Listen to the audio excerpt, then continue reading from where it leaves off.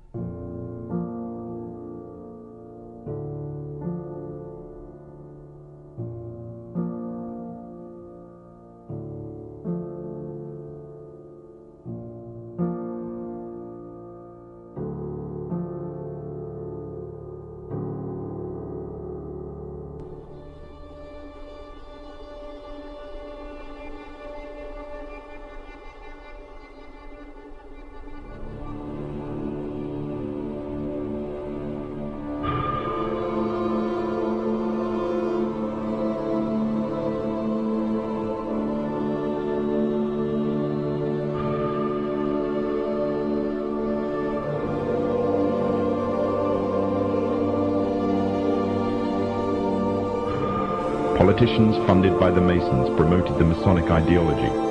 The secret lodges of the Masons were open to members of the French army.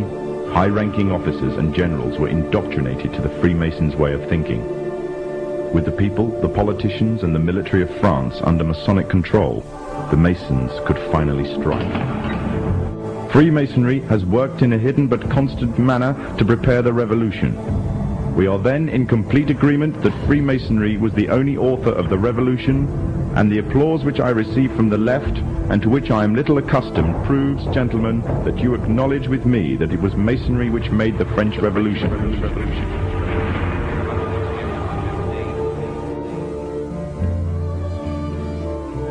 When the so-called founding fathers of America landed on Plymouth Rock, not only did they bring with them disfranchised people, they also brought the Freemasonic elements of Europe.